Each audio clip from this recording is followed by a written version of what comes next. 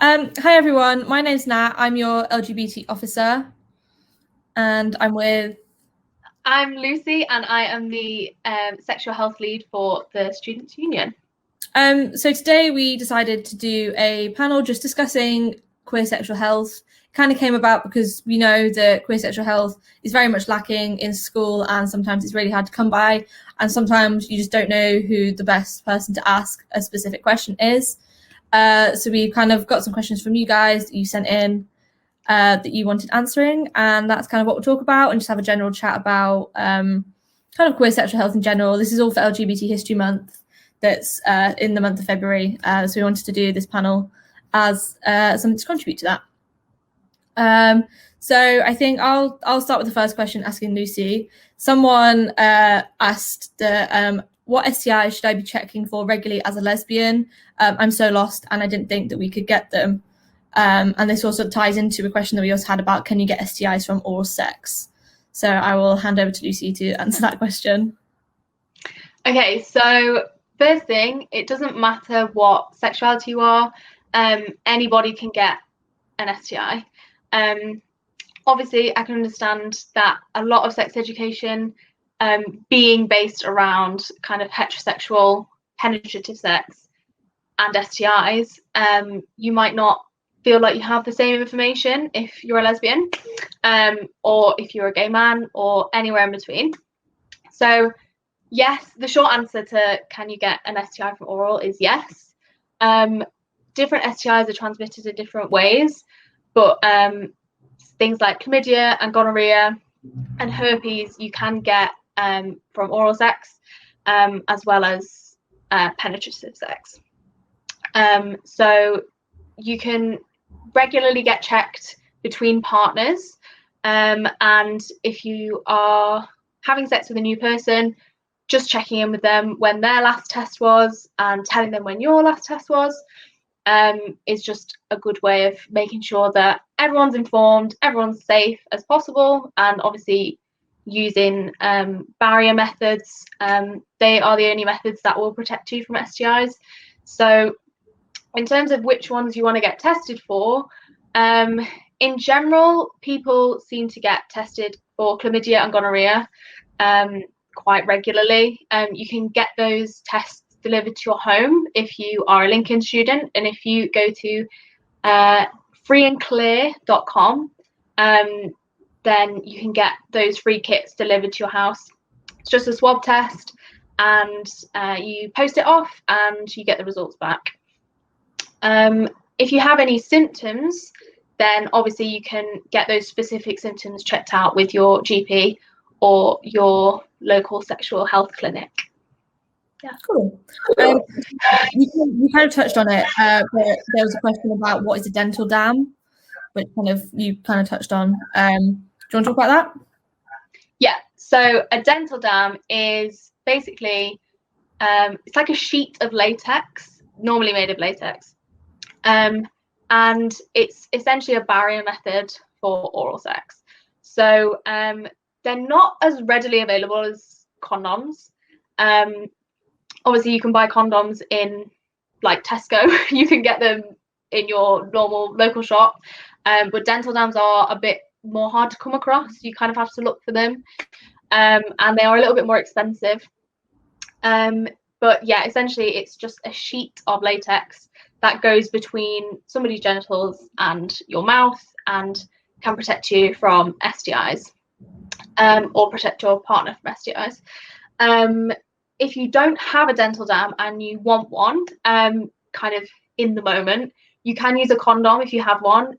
If you cut the end off a condom and cut it up the side and open it out, that's kind of a makeshift dental dam. But that's it kind of in its simplest form. Cool. So more of a broader one, but what is the best contraception to use? So firstly, for people with penises, there's only really condoms or like a vasectomy if you're going for a permanent option. Somebody who could get pregnant, it really is something that you kind of need to look into. I would start, if you're completely starting fresh and you have no idea where to start, I would suggest speaking to your doctor or your local sexual health clinic or nurse, and kind of ask yourself, firstly, if you want hormonal contraception or not. Some people don't like the idea of using hormonal contraception. Some people prefer it. It depends, you know, do you want to take a pill every day, or do you want something like an IUD, which is left in for 5 years? Obviously, some methods protect you from STIs and some don't. Essentially, barrier methods protect you from STIs, and other methods like the pill, the implant, the injection, all of those other things, they will not protect you from STIs.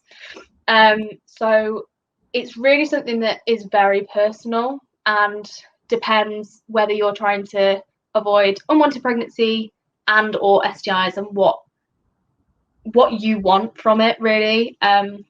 Like I say, definitely going to your doctor.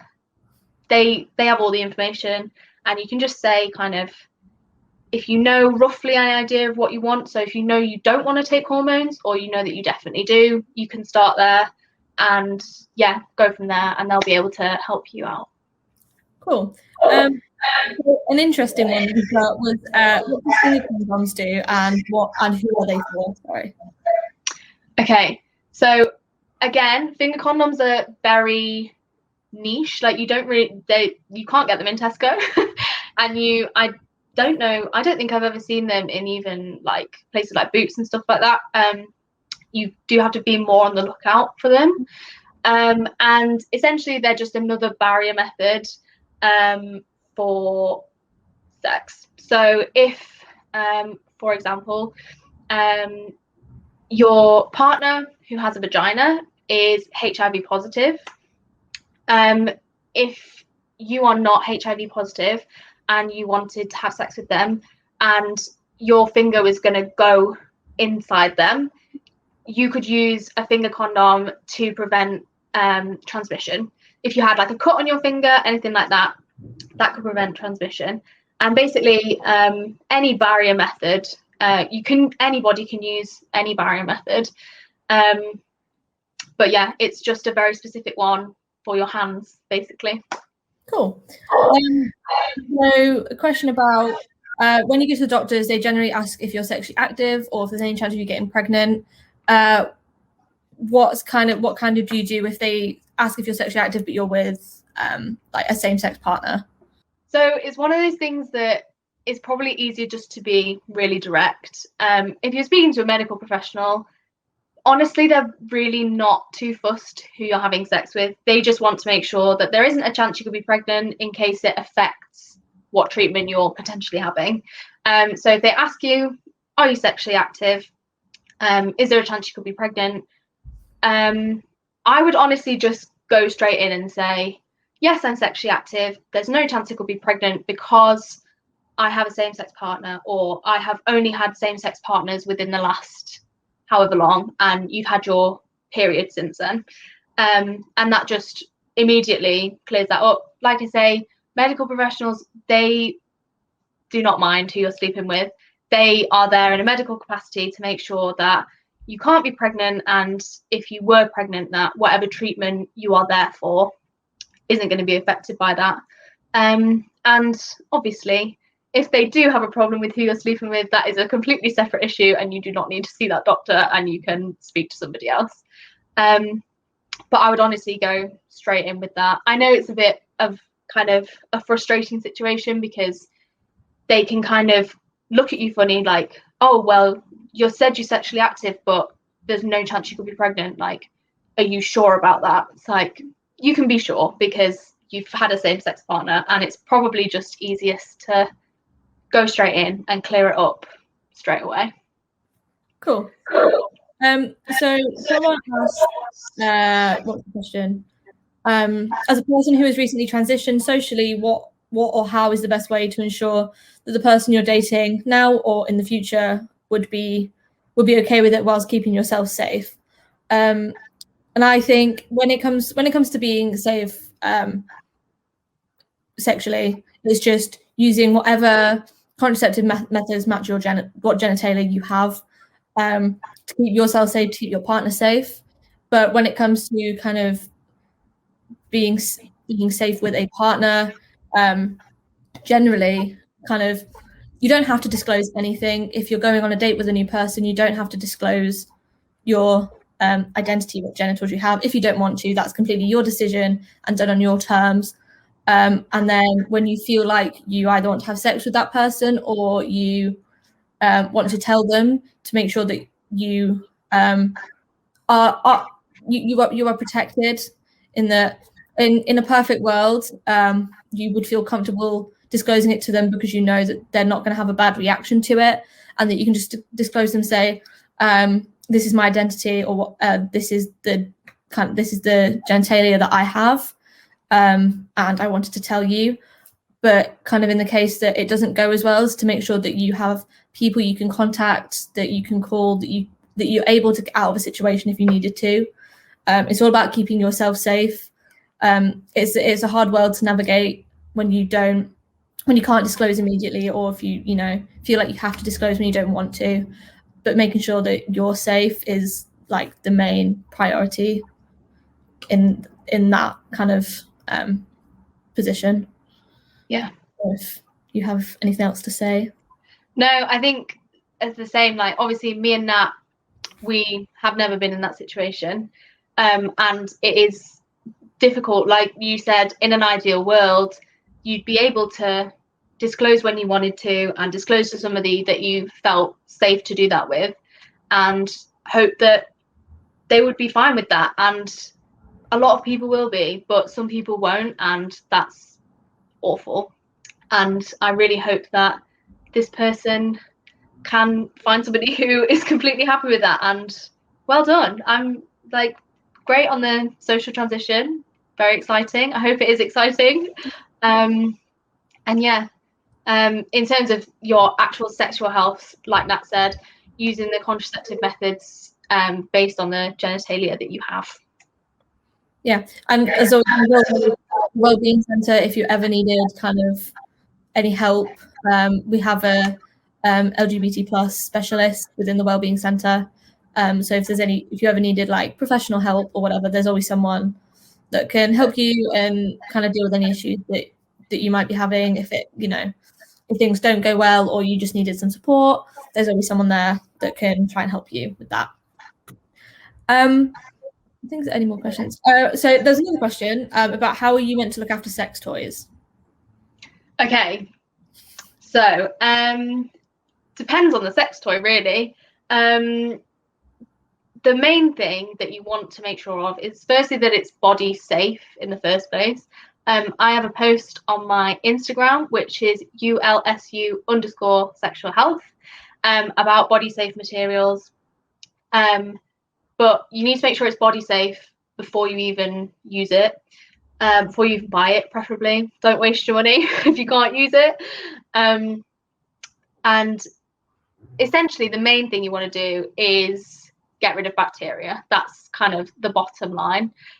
So washing it as soon as you've used it and putting it somewhere where it's going to stay clean. Like I say, it depends on the toy. So some things will be easier to clean than others. But making sure that you're using like mild or natural soap and water, and making sure you rinse it really well, so that, because you don't want soap in your body. It's just never a good idea. So you need to make sure that you get all that soap off. Making sure that ideally you leave it to air dry, because then you don't get any like fluff on it or anything from a towel, whatever.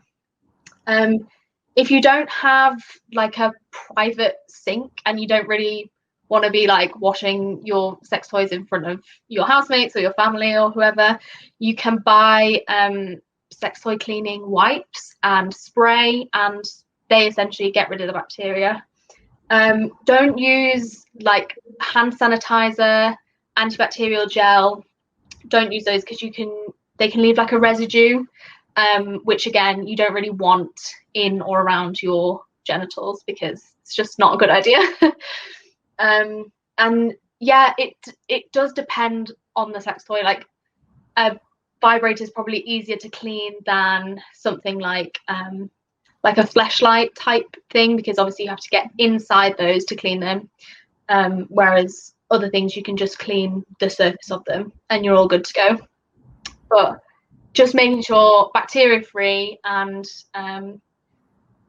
just keep them clean is the best way. Make sure there's no tears or like chips in them, because that can harbor bacteria. So just giving them a little once over, making sure they're not broken or damaged, and don't submerge anything in water that's not waterproof, because you could break it or have some kind of electrical problem, which is not a good idea. Cool. And so I think kind of last sex ed question based is, what's the best way to avoid getting thrush? Okay, so firstly, thrush is basically just an excess yeast growth. So it's a yeast infection, they're the same thing. And ways to avoid it: wear cotton underwear as much as possible. Obviously, you don't only have to wear cotton underwear. If you have really nice underwear that you want to wear that's synthetic, go for it. Maybe just don't wear it, I don't know, while you're asleep or while you're at work for long periods of time.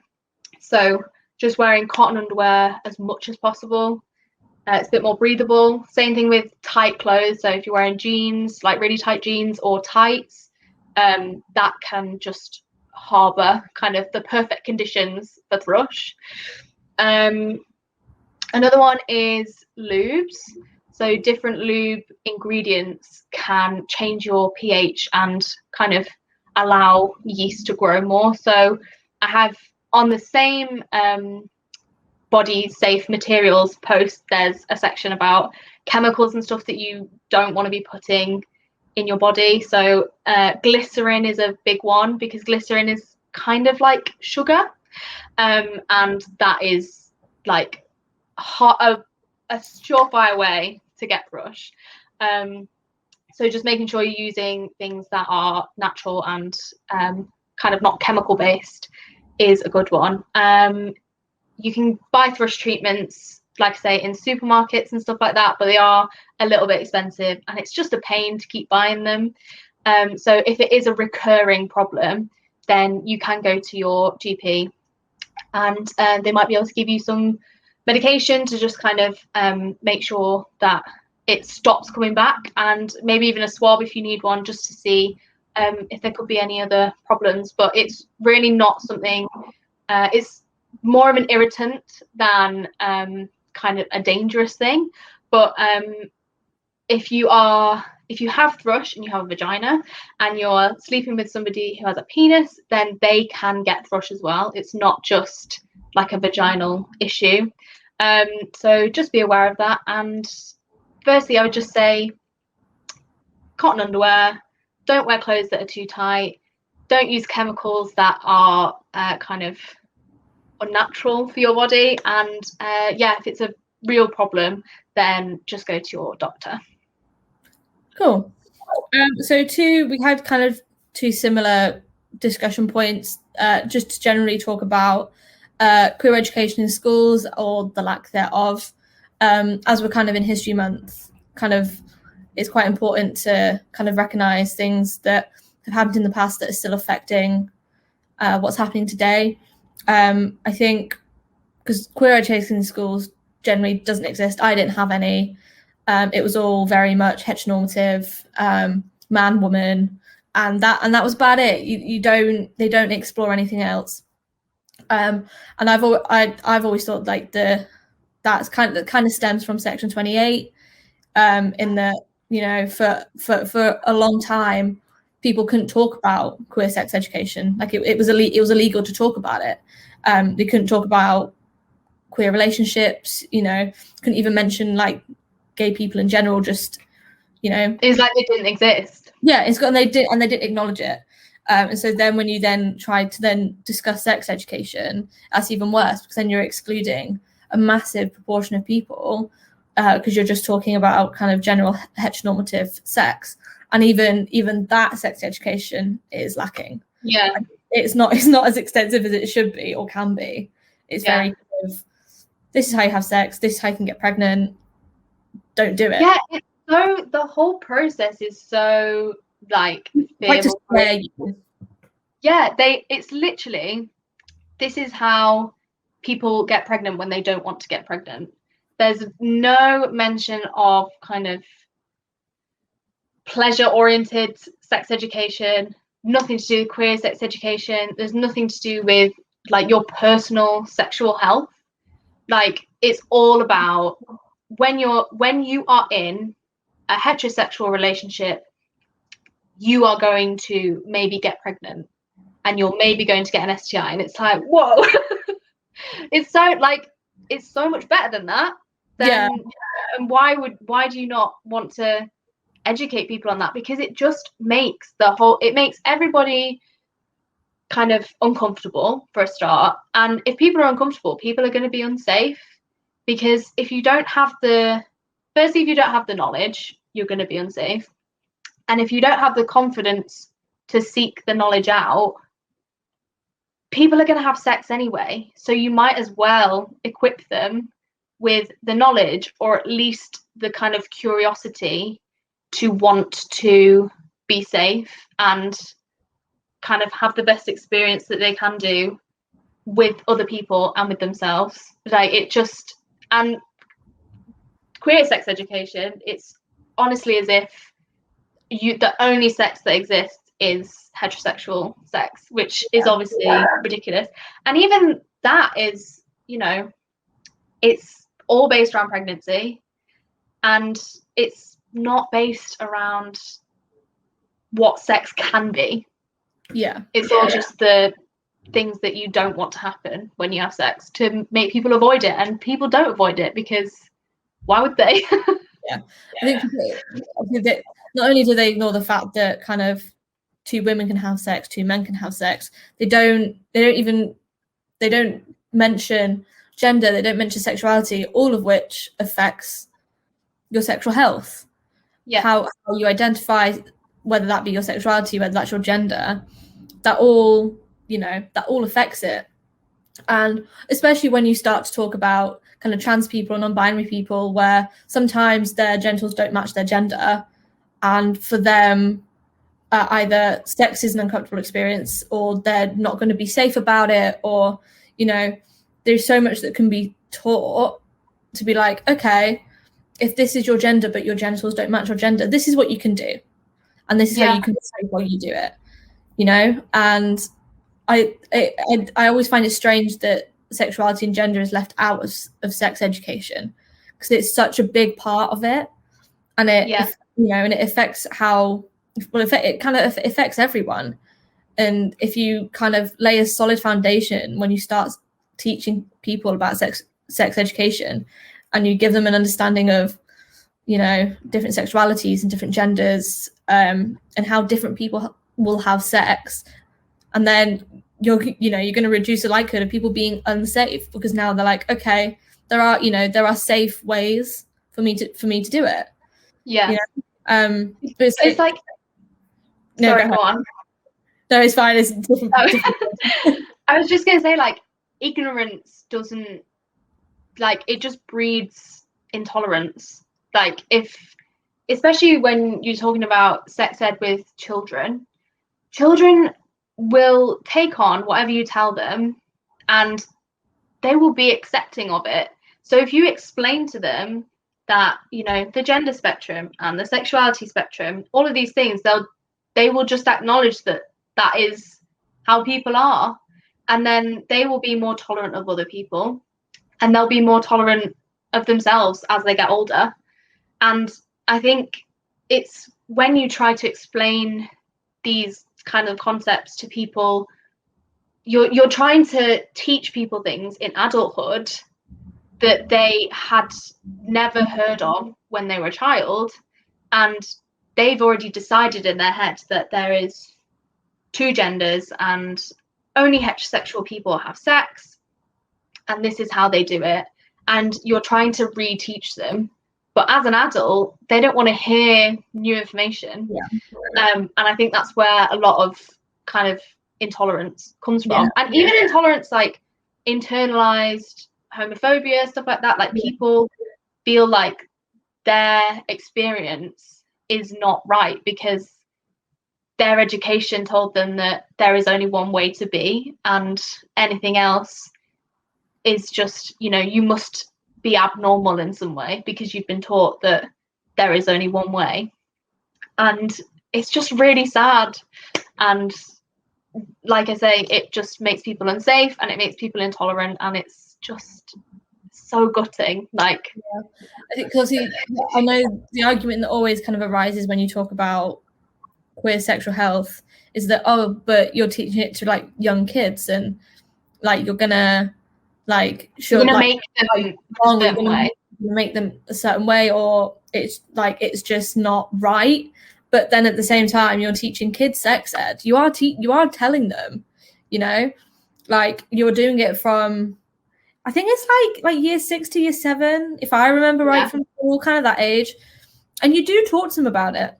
You talk about kind of pregnancies and things like that. So you are teaching them you're teaching them sex ed. So why can you not teach them queer sex ed as well? It doesn't have to be graphic.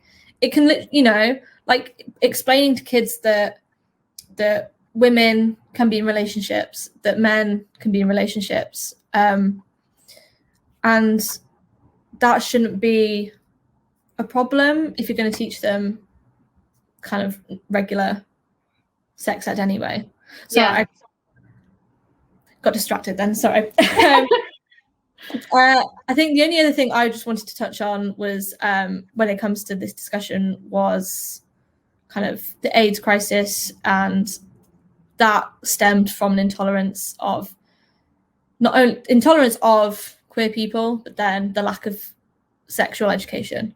When people aren't taught safe sex, things like that happen because you don't want to listen, and you're like, well, we'll just ignore it, you know. And that's what I've always kind of thought about when you think about kind of sex ed and when it goes wrong, is that's what happens, is not being safe because they don't know how to be safe. They don't know what's the best way to keep themselves, their partners safe, and it then kind of breeds a, you know, kind of it goes very wrong.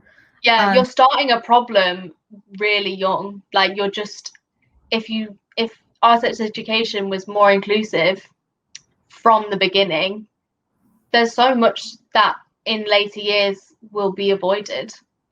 And you know, you're not gonna change a child's sexuality by explaining something to them that they didn't know before. You know, children aren't kind of blank canvases that you can push a sexual like identity on. They have a sexual identity that develops as they grow up, and teaching them about everybody else's sexual identity isn't going to change theirs. It's just going to make them aware that everyone is a bit different.